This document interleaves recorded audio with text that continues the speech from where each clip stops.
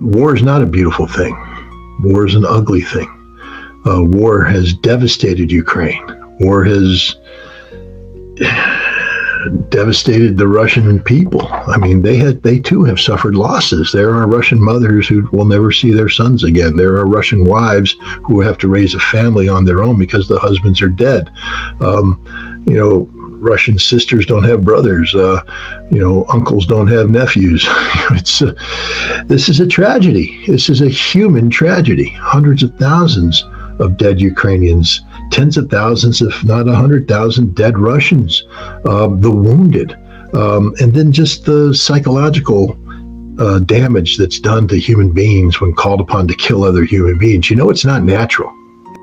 Let's dive right into the action. As Mr. Scott Ritter has pointed out time and time again, the Western narrative is deeply flawed.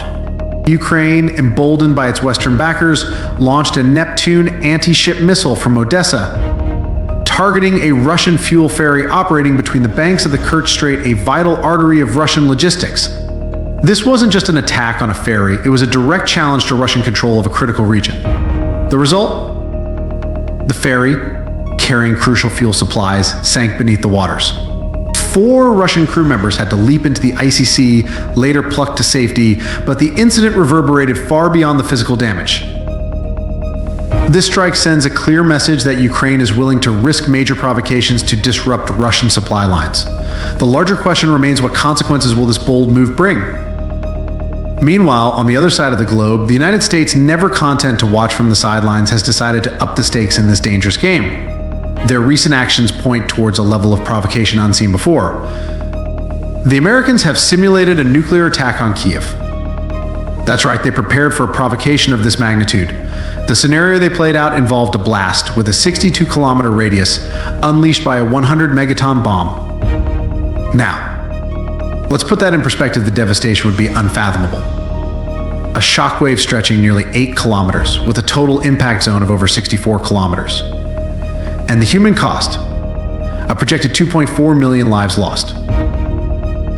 These aren't numbers to take lightly. This isn't just military preparation. This is an exercise in psychological warfare, a deliberate move to induce fear and provoke a response. What exactly are they preparing for?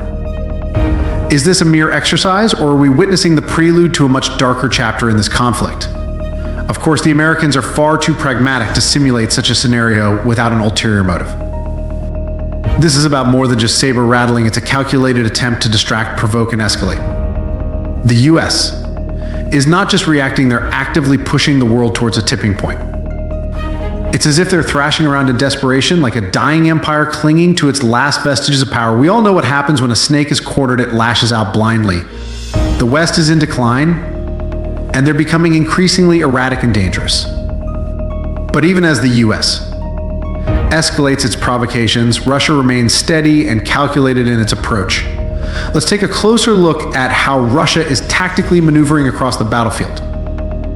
As Inspector Scott Ritter astutely noted in a recent analysis, Russia's military operations are defined by precision and restraint, contrary to the West's often exaggerated claims of chaos.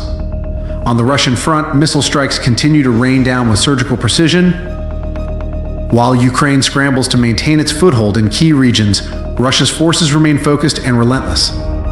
Missile strikes have pummeled Ukrainian territories with a sharp focus on the central, southeastern, and southern regions. These strikes have zeroed in on industrial centers, vital hubs for Ukraine's war machine in Kramatorsk, Kostiantynivka, Kharkiv, and Sumy. Russia's strategy here is clear: cripple Ukraine's ability to replenish its military forces and resources by targeting military supply depots, vehicles, and fuel reserves. Every strike weakens the Ukrainian war effort, forcing them to spread their defenses thinner with each passing day. However, what's particularly fascinating is the strategic restraint Russia has shown in recent weeks. Despite their overwhelming firepower, they have refrained from launching a massive long-range assault, even as the Kursk offensive rages on. This isn't a sign of weakness, it's a calculated decision, one that shows Russia is biding its time, waiting for the optimal moment to strike. And the Americans know it. Today, in a telling move, the US Embassy in Kyiv issued a stark warning. They claim that Russia is planning a series of large-scale, long-range tactical strikes aimed at civilian infrastructure and government institutions. Now, we've seen this playbook before.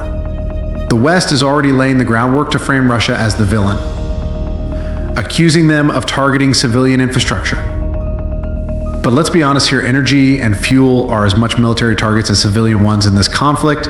It's no coincidence that Russia has targeted Ukraine's fuel depots and military hubs, essential components for sustaining both Ukraine's military and civilian operations.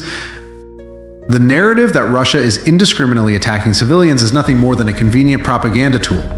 By framing every strike as an assault on civilian infrastructure, the West aims to paint Russia as the aggressor while conveniently ignoring the military significance of these targets. It's a classic case of misdirection demonize Russia while justifying their own escalations. Turning to the ground game, we see an impressive display of Russian military strength. Western analysts have tried to estimate the troop numbers involved in Russia's special military operation. And their figures, while substantial, likely still underestimate the full scale of Russia's mobilization. For example, they estimate that Russia has deployed approximately 73,000 soldiers across its northern provinces alone. In Kupiansk, Kharkiv, it's believed there are 71,000 troops, a formidable force by any measure, yet Western sources claim these forces have been relatively dormant. How could such a large number of troops remain inactive for so long? Something doesn't add up. In the central front around Severodonetsk and Lysychansk, the numbers grow even larger, with an estimated 87,000 Russian troops stationed in this critical region. Donetsk, the epicenter of some of the fiercest fighting, reportedly has 114,000 troops. These numbers speak volumes. In this area, Russia's numerical advantage has clearly overwhelmed Ukrainian defenses, leading to their rapid collapse in several key cities. While the West might try to downplay this reality, the truth is undeniable. Russia's overwhelming force is steadily pushing Ukraine back, even in areas once considered impenetrable. Consider this: the quality of Russian troops, their equipment, and their leadership far surpasses that of their Ukrainian counterparts. The disparity is so great that we're seeing entire Ukrainian defensive lines crumble in a matter of days. And this isn't just a matter of skill or tactics, it's also about sheer numbers. Russian forces in Donetsk outnumber Ukrainian defenders by at least 2 to 3 times. This imbalance is critical to understanding why Ukraine's defenses have been so thoroughly decimated. With these overwhelming forces in place, Russia is not just holding the line, they're steadily advancing, reshaping the conflict in their favor. And in the southern front, we see similar patterns of dominance emerging.